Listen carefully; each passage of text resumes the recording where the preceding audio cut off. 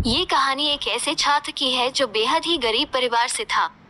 उसे 2 वक्त की रोटी के लिए भी खुद ही कड़ी मेहनत करनी पड़ती थी। वो छात्र बेहद गरीब तो था, लेकिन खुददार भी बहुत था। वो अपनी स्कूल की फीस, किताबें सब कुछ अपनी कमाई से ही भरता था, चाहे उसके लिए उसे एक रात खाली पेट सोना ही क्यों ना पड़े।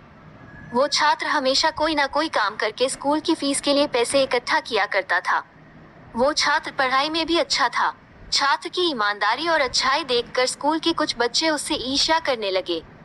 एक बार उन बच्चों ने उस छात्र को चोरी के इल्जाम में फंसाने का सोचा। उन्होंने स्कूल के प्रिंसिपल से जाकर उस छात्र की शिकायत कर दी कि वो हमेशा दूसरों के पैसे चुराता है।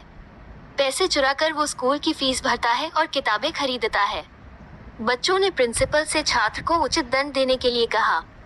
प्रिंसिपल ने बच्चों से कहा कि वो इस बात की जांच करेंगे और दोषी पाए जाने पर उसे उचित दंड भी मिलेगा। प्रिंसिपल ने छात्र के बारे में पता लगवाया तो उन्हें मालूम पड़ा कि वो छात्र स्कूल के बाद खाली समय में माली के यहाँ सिंचाई का काम करता है। उस काम से जो पैसे मिलते हैं वो उससे अपने स्कूल की फीस भरता है और किताबें खरीदता है। अगले दिन प्रिंसिपल ने उस बच्चे को सबके सामने बुलाया और उससे पूछा कि तुम्हें इतनी दिक्कत होती है तो तुम अपने स्कूल की फीस माफ क्यों नहीं करवाते। छात्र ने उत्तर दिया कि अगर मैं अपनी सहायता खुद कर सकता हूँ तो मैं खुद को बेबस क्यों समझे और फीस माफ क्यों करवाऊं। आखिर दूसरे बच्चों के माता पिता भी तो मेहनत करके ही फीस देते हैं, तो मैं भी मेहनत करके ही अपनी फीस जमा करता हूँ, इसमें गलत क्या है। वैसे भी आपने ही सिखाया है कि कर्म ही सबसे बड़ी पूजा है।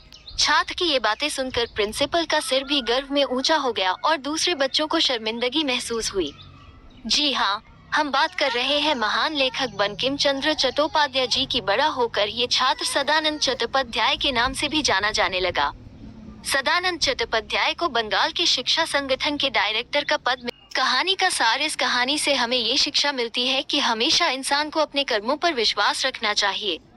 सफलता पाने और आगे बढ़ने के लिए दूसरों पर निर्भर होने के बजाय खुद कड़ी मेहनत करनी चाहिए। मेहनती और ईमानदार व्यक्ति हमेशा बुलंदियों की ऊंचाइयों को छूता है।